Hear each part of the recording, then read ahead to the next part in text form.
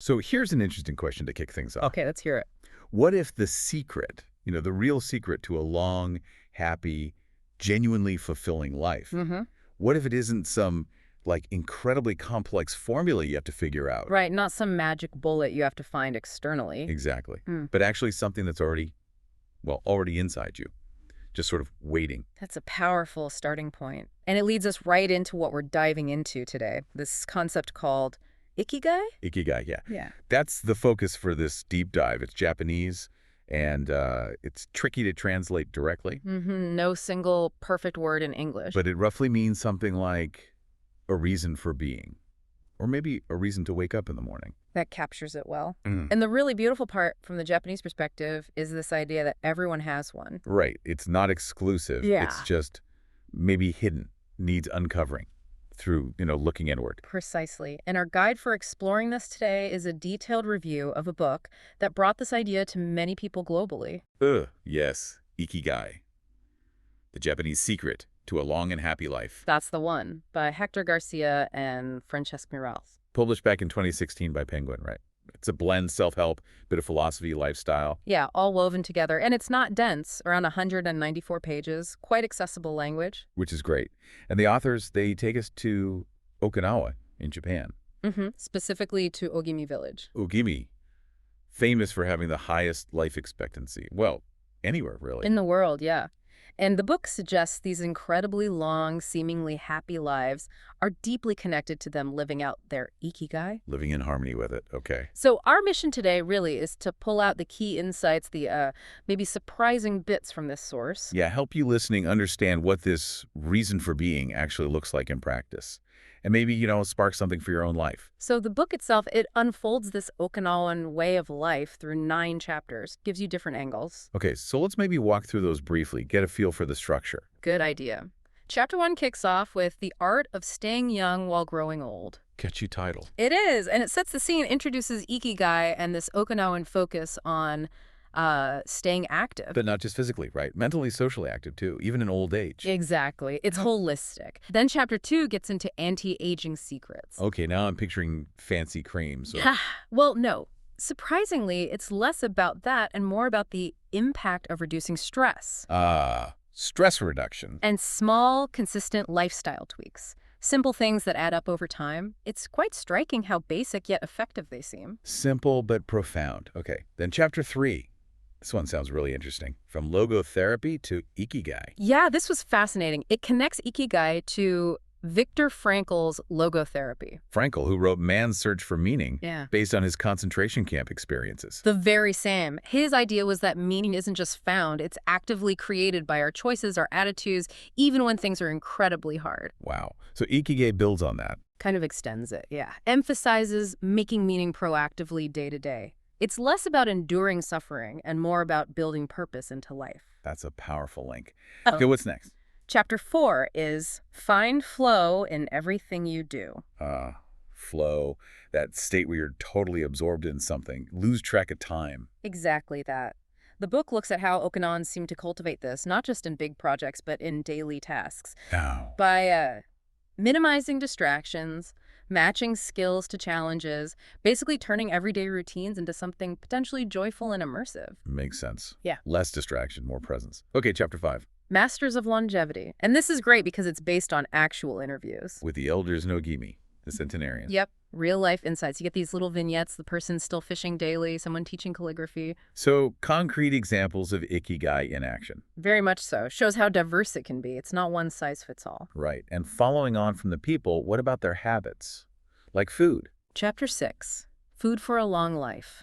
Details their diet, which is mostly plant-based. Lots of veggies, I assume. Tons. And it introduces that specific Okinawan concept, hara hachibu. Oh, yeah, I've heard of that. Eating until you're 80% full. That's it. Not Yeah. stuffing yourself. A conscious choice about quantity. Interesting discipline. What about movement? Chapter 7. Gentle movements. Longer life. And the key word there is gentle. So not like high-intensity interval training or marathon running. Not necessarily. It's more about things like yoga, tai chi, just regular walking, even gardening counts. Integrating it into daily life, not making it a separate, intense chore. You got it. Consistent, gentle, part of the rhythm of the day. Okay, 2 more chapters. What's 8? Chapter 8 is Resilience and Wabi-Sabi. This explores emotional resilience, coping with life's difficulties. And wabi-sabi. That's the Japanese idea about finding beauty in imperfection. Exactly. Appreciating things that are worn, weathered, imperfect, seeing the beauty in the natural cycle of things. That's a lovely concept. It is. And it also touches on ichigo ichi. Which means? Roughly one time, one meeting. The idea that each moment, each encounter is unique and will never happen again in quite the same way. So it encourages being really present, cherishing the now. Precisely. Deep presence. Wow. Okay, and a last chapter. Chapter 9, Lessons from Japan's Centenarians. It basically pulls everything together. A summary of the wisdom from these long-lived people. Yeah, distilling their life lessons, tying back to Ikigai and all the other threads. Okay, so that gives us a great overview of the book's journey. Now, boiling it down, what are the big takeaways for someone listening, for your life? Right. The authors distill it into 5 core principles. The first one is huge. Purpose is power. Meaning that having a sense of purpose actually contributes to a longer, happier life. Directly. It's the engine. Yeah. And the book gives that famous model, doesn't it, where Ikigai is the intersection. Ah, yeah, the Venn diagram things, where 4 circles overlap. What you love. Your passion. What the world needs. Your mission. What you can be paid for. Your profession. And what you are good at. Your vocation. Right. And where all 4 meet that sweet spot that's supposedly your Ikigai. It's a compelling model. Makes you think, okay, where do my circles overlap? Or how could they overlap more? Exactly. It shifts work from just a job to something deeply meaningful. Okay, second takeaway. Simplicity is strength. Meaning? Yeah. Less is more. Pretty much. Living simply, mindfully, with strong community ties that brings more happiness than chasing wealth or status. Why do they think that is? Well, the suggestion is that simplicity cuts down on the noise, the external pressures, the constant wanting of more. Right, frees up space. Yeah, for gratitude, connection, just being present, things that get crowded out easily. Makes sense. Okay, takeaway 3.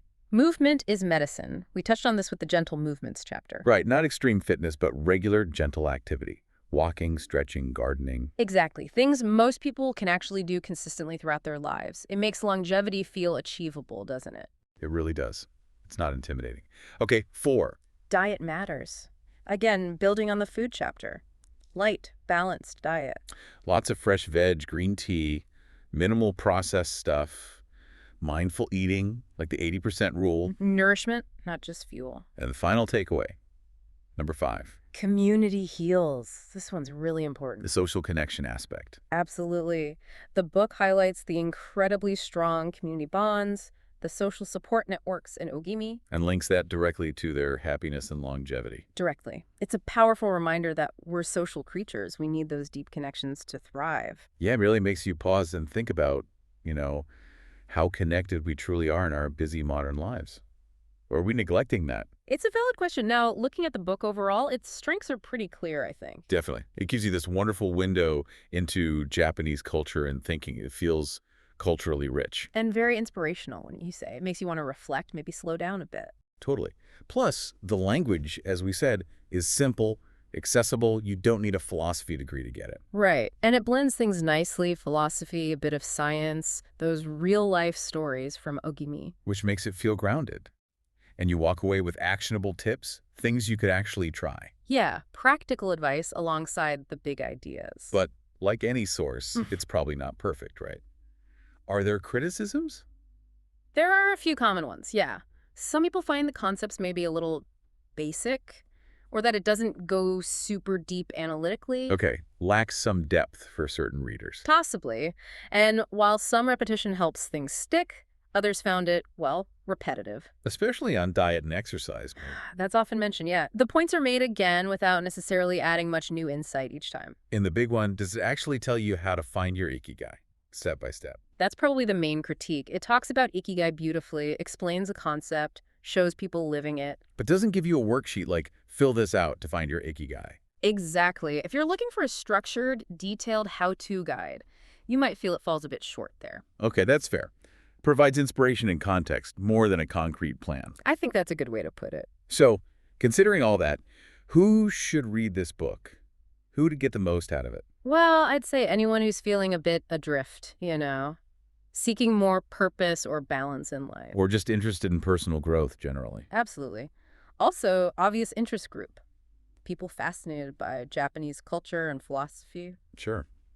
It's a great introduction to concepts like wabi-sabi and ichigo ichi too. And if you're just looking for simple, gentle ways to maybe reduce stress, improve well-being without some drastic overhaul. It offers very accessible ideas. And maybe one more group. Students, professionals, Mm. anyone feeling burnt out or like they've lost their motivation. So yeah, the perspective shift it offers could be really valuable there. So wrapping up, the book Ikigai, it's not selling a quick fix, is it? No, definitely not a magic formula for instant happiness. It's more like a gentle reminder, a nudge towards living with more meaning, more presence, maybe more joy. Encouraging those lifelong habits. Yeah. Physical, emotional, spiritual, that nurture you over the long haul. Right.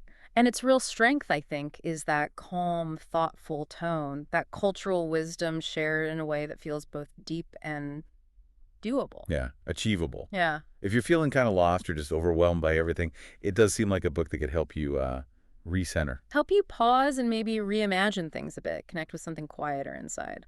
Okay, so final thought for everyone listening, based on all this. Let's hear it. If Ikigai really is found at that intersection, passion, mission, vocation, profession, what's just one tiny, gentle movement, and I mean movement broadly, like mental, social, not just physical. Okay. What's one tiny step you could take, maybe even today, just to explore one of those areas a little more deeply, even if it feels really small? Interesting. How might just that one subtle shift start to ripple outwards, maybe changing your daily sense of purpose or even just your sense of peace?